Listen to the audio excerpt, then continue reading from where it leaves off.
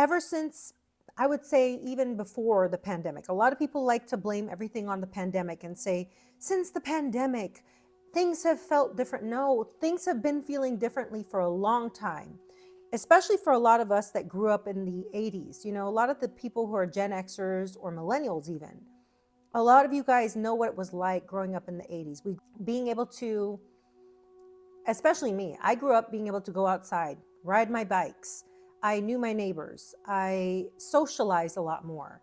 And I think it's ever since we had the surge of technology, ever since technology came into our lives, like everybody got their personal computers, everyone got cell phones, people have been slowly disconnecting from one another to the point where now I feel like not just a dystopian time, but a time of isolation. Isolation is the best way to describe it. I notice it even with myself. As soon as I drive into my carport or my car garage, I hurry up and I click my clicker and I close my garage door down. And I could see my neighbor out there. And I literally, I'm so like paranoid of talking to people in person anymore that I close my garage down.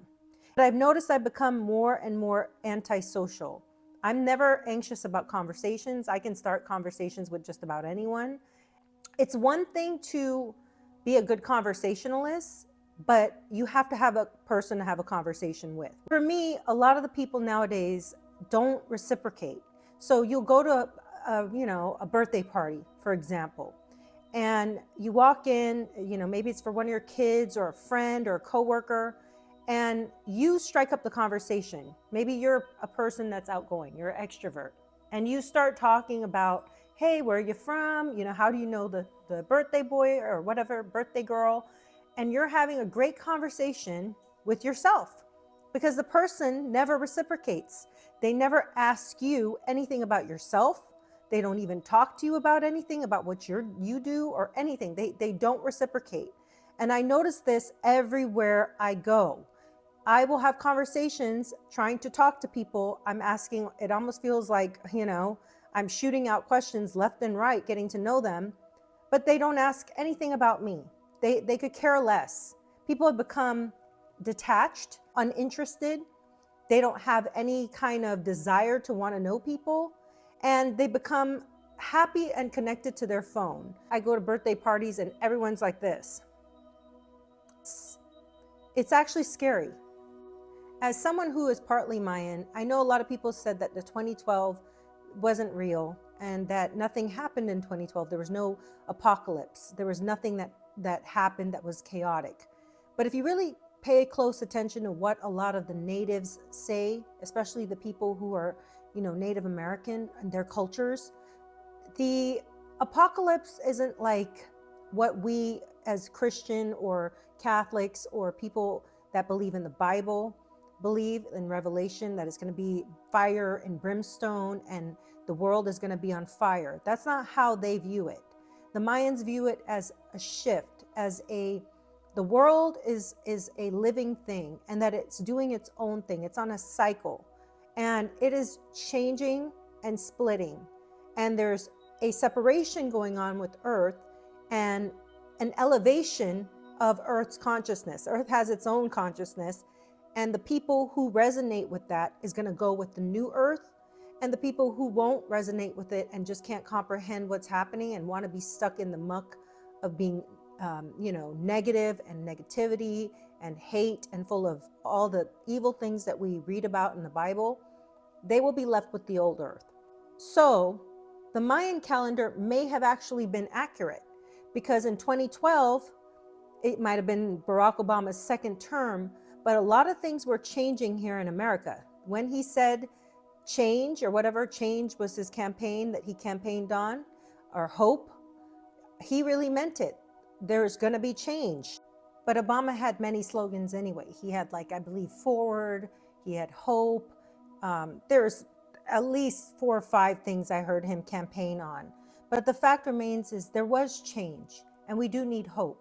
We do need to figure out what's going to happen because a lot of us are looking to this thing thinking that we're not already in this dimensional shift that's happening right now into this other dimension. We're already experiencing it. And that's why a lot of people have been dealing with all kinds of health issues. It's happening slowly. It only happens slowly because if it was to be a sudden thing where the earth splits, all of us would be probably dead. It has to be a gradual thing. And I think it started back in 2012 when the end of the earth was predicted by the Mayan calendar. That was when it was starting to shift.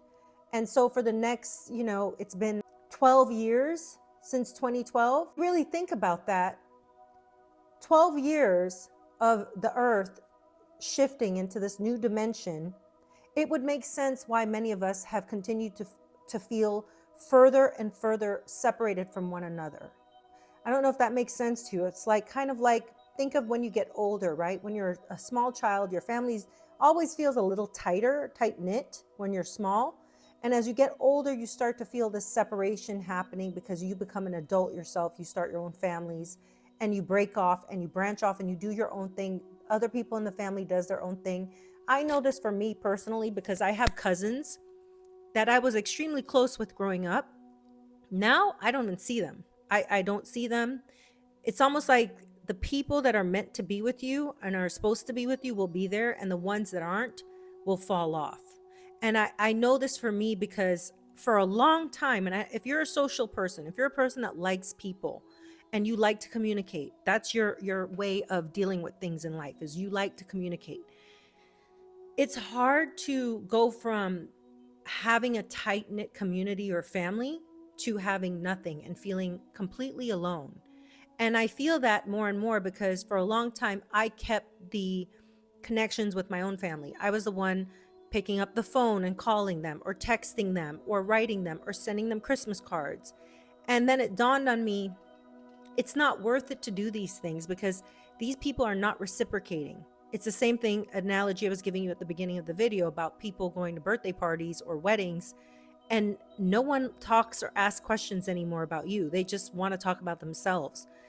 And I think a lot of it has to do with we've become a more narcissistic world where people just want to talk about themselves and brag about themselves. They don't want to know about you.